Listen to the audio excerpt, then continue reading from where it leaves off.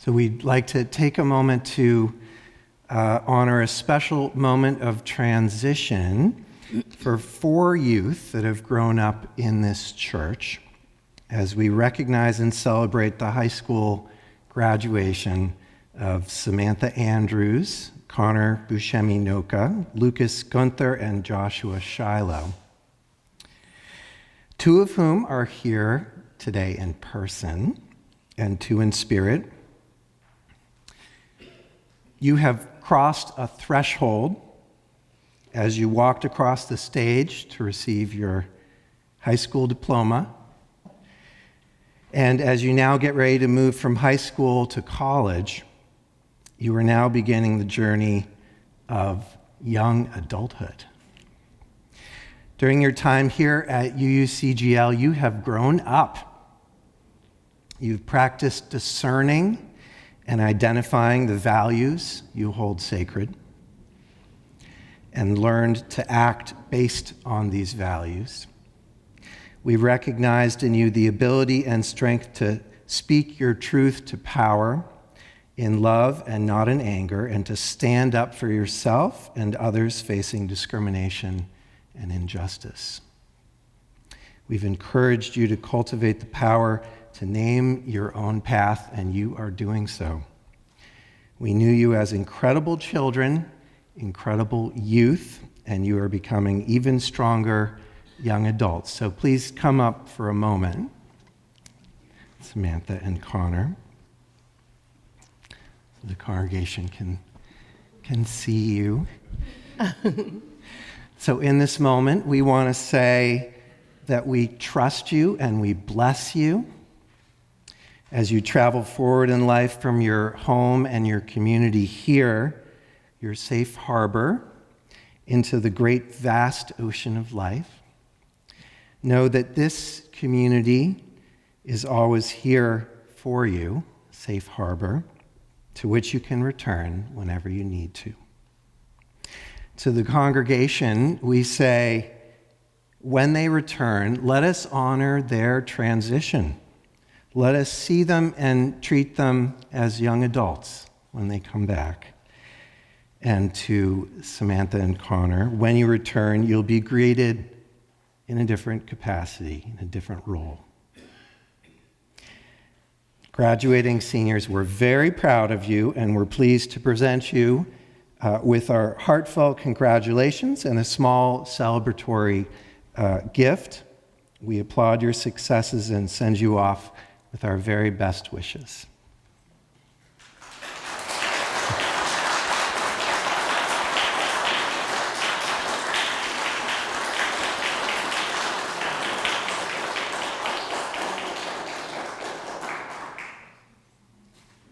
You may be seated.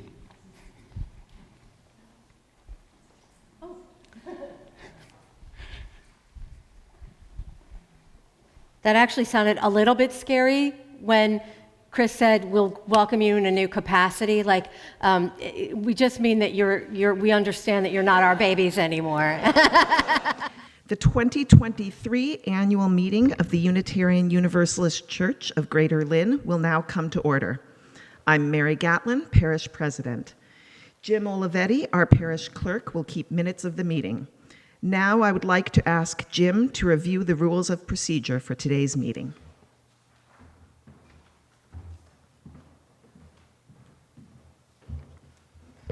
Good morning to you all.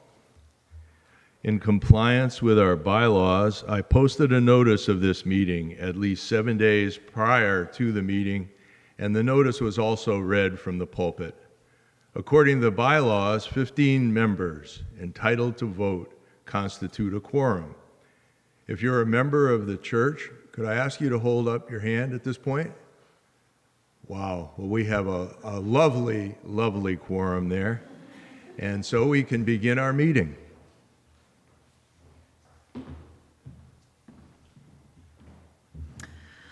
The first item of business today is to accept the 2023 annual report, which is available at the back of the sanctuary, including the minutes to the 2022 annual meeting. Do I hear a motion to accept the 2023 annual report? Do I hear a second? Any discussion? All in favor? Opposed? All right, the annual report is accepted. Here in this church and in the Lynn and Swampscott congregations that merged to become the Unitarian Universalist Church of Greater Lynn, human beings have gathered for centuries, seeking a higher purpose and deeper life than they could find alone. We are grateful that a nice group of people have found their way here, and that they have decided to make a commitment to this faith community. They have attended our Unitarian Universalist Foundation orientation sessions. They have entered into heartfelt conversation of discernment with me and further discernment, and they signed the book to officially declare themselves members. And I just want to point out to you all that there's artwork that they will be receiving today in honor of their new membership.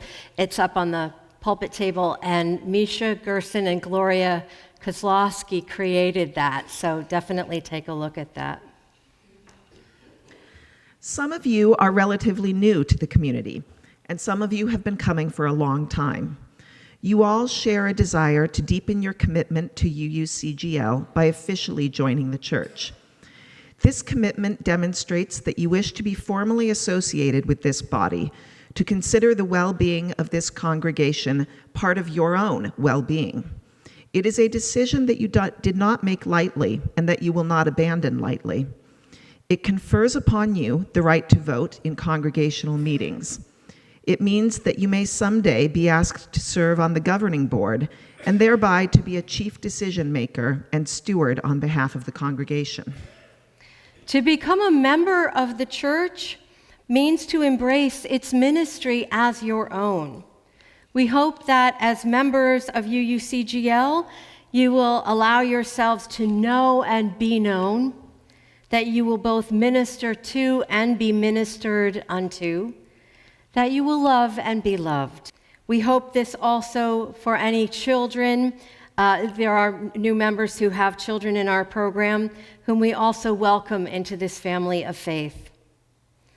The relationships we form in our church are based on needs of the soul, needs that render each one of us vulnerable, and therefore reliant on each other's grace and goodness and generosity of spirit.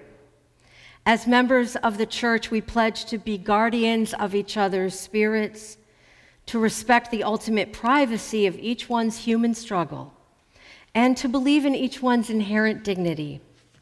We are guided by the words of our covenant always, the unison affirmation that reminds us that love is our doctrine, and that we believe we are growing into harmony with the divine.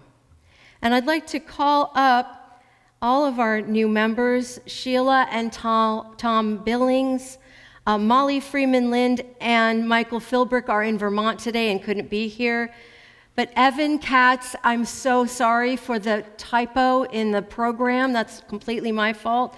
And Elizabeth Smith, Liz Smith. So if you would all just come up. I welcome all of you on behalf of the Board of Trustees, the ministers, the staff, and the congregation, all of which have played a part in your path to membership. I invite the members of the congregation to share the words of welcome found in your order of service. We, the members of the Unitarian Universalist Church of Greater Lynn, welcome you in the spirit of our covenant to love, to worship together and cultivate reverence, to take seriously our individual and collective efforts towards spiritual growth and ethical commitment, and to serve human need. May we care for one another and our church with open minds and generous hearts. We welcome you to this community with all our hearts and extend to you the right hand of fellowship. It's a very, very old tradition. Literally the right hand of fellowship. Welcome, officially. Thank you. Welcome. And I have These. One for each household. Okay. Blessings. It's just very happy and wonderful. Thank you. Yay. Yay.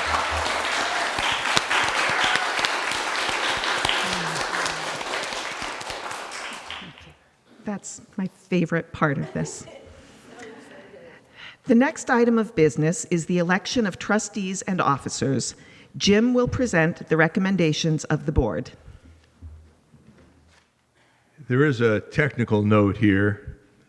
Please note that the UUCGL bylaws call for 5 officer trustees and up to 6 additional elected trustees.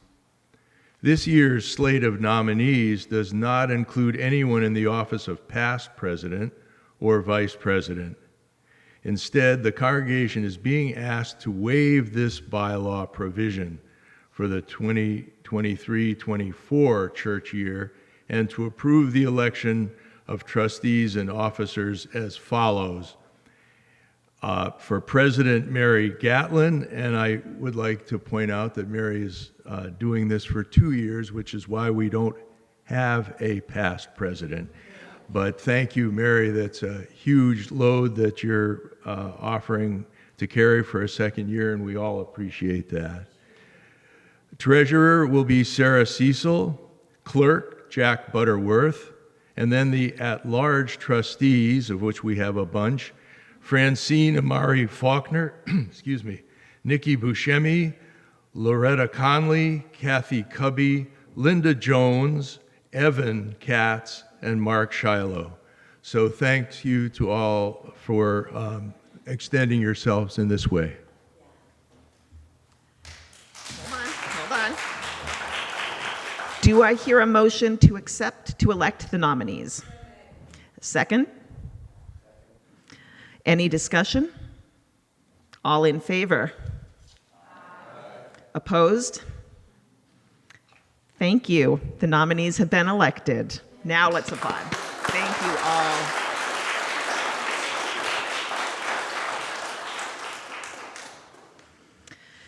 Now, Reverend Vicky and I would like to take a few minutes to acknowledge some of the people who have helped make this year a success. As I look around this room, I need to point out that all of you fit into that category. This place is just a building without you. But no one wants to be here for hours, and so Vicky and I are going to limit our remarks to just a few people. Actually, Chris has a couple of appreciations, some appreciations too.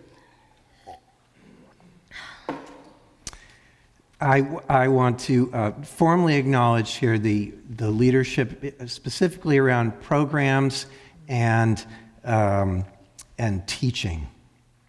And so, and we have Megan White, who's our chair this year of the Faith Development Ministry team. Gwen, Mary, and Nikki, both on all on the Faith Development Ministry team. Thank you for your program leadership. Susan Kelly and Ruby Mashad, who are in the other room with some of our children and youth, we thank for their teaching.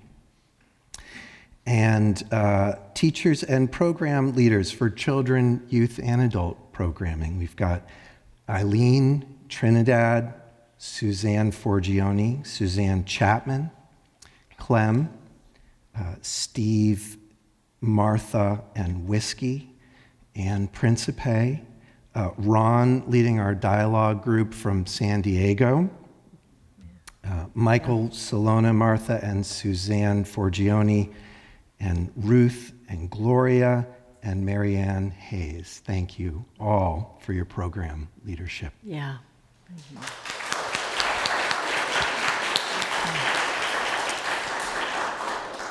You know, I've been watching our little pollinator garden grow, an inch at a time. It's such a beautiful symbol of the way that we want our church to be a source place for ways of being that we cultivate here and then we take wherever we are, into the communities.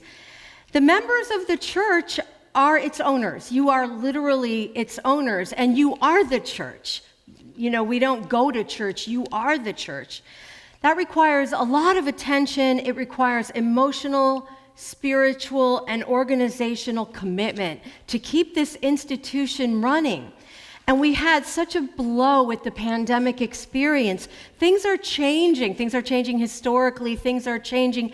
And we are evolving and adapting as we go. And one of the big changes I've noticed, a trend, if you will, is that nobody really wants to be the chair of ministry teams. Our ministry teams are a kind of a fluid gathering of folks who can come in and out. There's no term limits.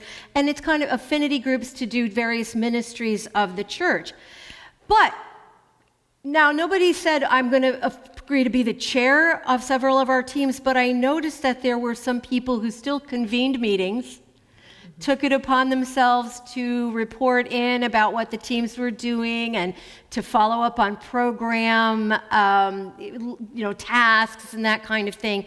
And so I do want to thank those people who continued to bear a special burden of responsibility. And I'd like to thank Michael Salona and Martha Curry for being the not chairs of the social justice ministry team. And I'd like to acknowledge Trish Aldridge as the not chair of the Green Sanctuary Ministry team, but who wrote the annual report and still attended to a lot of those responsibilities.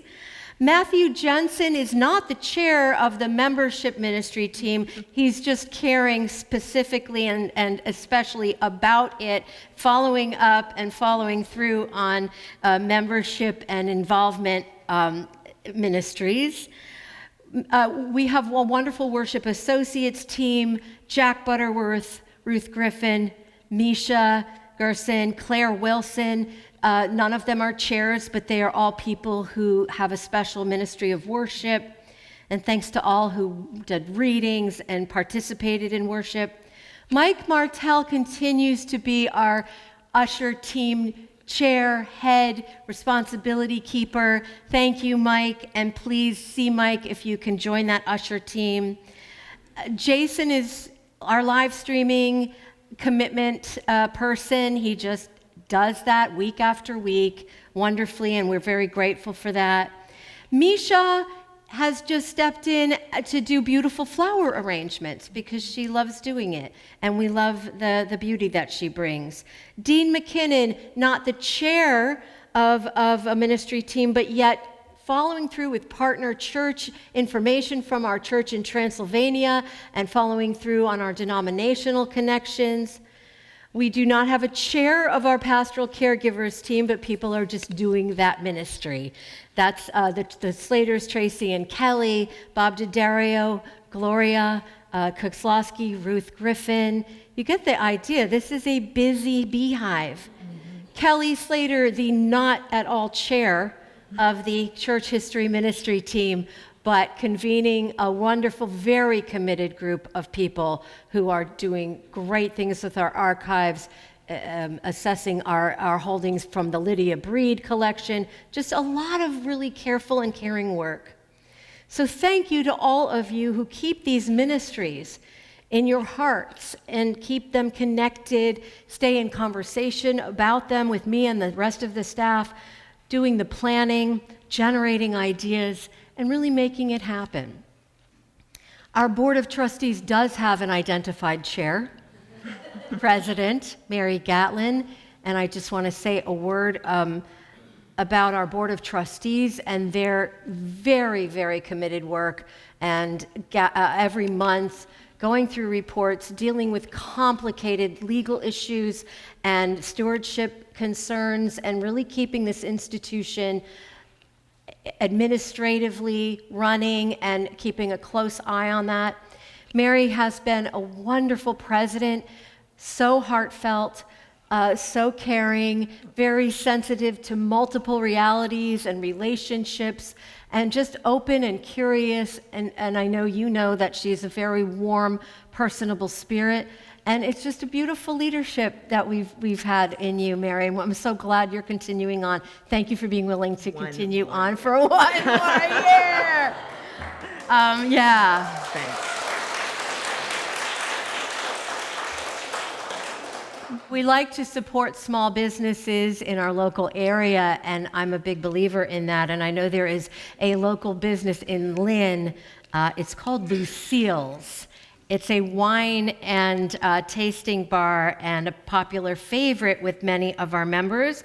So I felt that I should support this small business. They get a And lot of my you. support. Yeah, thank you. Have some cheers this summer, of course. Thank you. When I went there for the first time and I mentioned some members of my church, Lucille, the owner, I'm not Lucille, but the owner knew them by name. So I said, oh, well, that's a good sign.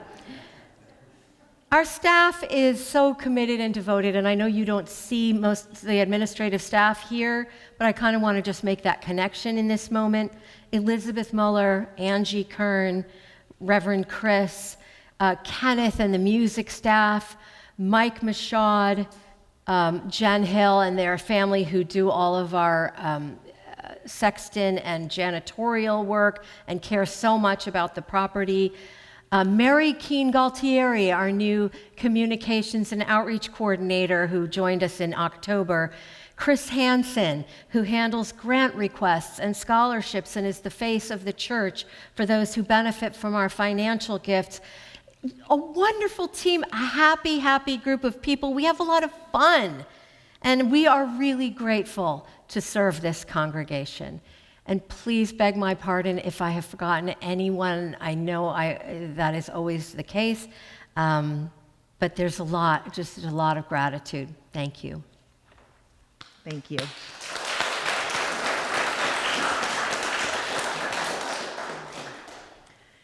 Thank you, Reverend Vicki. One of the people I am most grateful for is you. I think many in this room know that when I agreed to be board president last year, I did it somewhat reluctantly. This is not my comfort zone. But in getting to be board president, I was given the wonderful gift of getting to know you better. Vicki, you are a patient listener, a deep thinker and feeler, the kind of person who notices small details and remembers them exactly when it matters most. You are generous with your time and have a remarkable ability to make me feel like whatever the situation is, we can figure it out together. In short, you are a really good minister and friend. Thank you for encouraging me to embrace this role. As board president, I would be remiss if I did not thank some of our board members as well, specifically 2 who are finishing their terms and stepping off the board at the end of this month, Jim Olivetti and Rebecca Green. Jim has served as parish clerk for the past 2 years and has kept the board calendar, agendas, and minutes organized. Our meetings flow smoothly because of him, and that is no small undertaking. It is a tremendous amount of work, and he has done it beautifully. Thank you, Jim.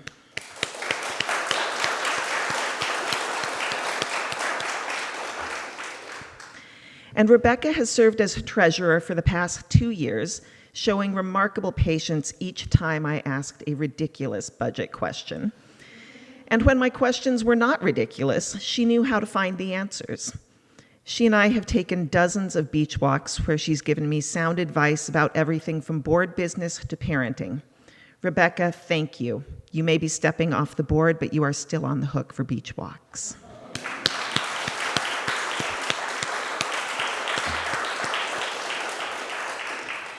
And to the rest of the board members, those who are continuing to serve and those who have been elected today, you have my immense gratitude. This is not an easy job, but I hope you find it as rewarding as I do. In looking ahead to the next year, I think we have some exciting work ahead of us, both as a board and as a larger covenanted community. I feel like we're at a crossroads. When I joined the church 5 years ago, the congregation was just beginning a discernment process that guided us toward becoming a sanctuary congregation. I felt a sense of energy, excitement, and common purpose as we figured out what it was we felt called together to do as a spiritual community. And when COVID hit and everything shifted, I really grieved the loss of that sense of purpose. I needed time to mourn it. But as cliche as it is, I'm ready to look at where we are now as an opportunity rather than a loss. This is going to sound like a non sequitur, but bear with me, it's relevant. I've become a birder in recent years, something which I've heard is an inevitable part of getting older. So I'm embracing it. I'm placing bird feeders around our yard, recording my observations in birding apps, getting irrationally excited when I see a new species show up. And I've learned that one of the reasons why we get so many different birds at our house is because we live in what's known as an ecological liminal zone. It's a place where multiple landscapes come together: pond, urban backyard, deciduous forest. And those landscapes form something altogether new. It's a place where a scarlet tanager, a black-crowned night heron, a yellow-rumped warbler might just decide to show up and stay for a while. Who knows what could be next? I think UUCGL is in its own liminal zone right now. It's both exciting and a bit unsettling. Anything could be possible.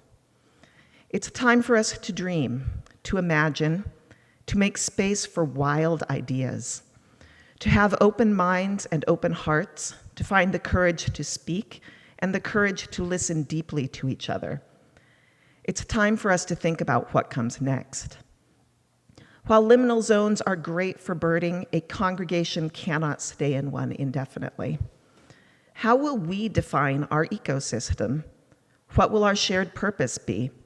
And how will we get there?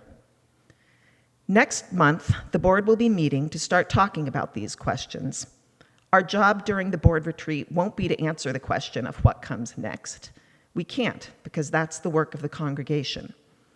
But our job as a board will be to begin to map out the discernment process, to make sure that it is inclusive, transparent, and potentially transformative. I don't know yet what it will look like, but in the year ahead, we will need all of you to be part of it. You are our spiritual community. You are the church.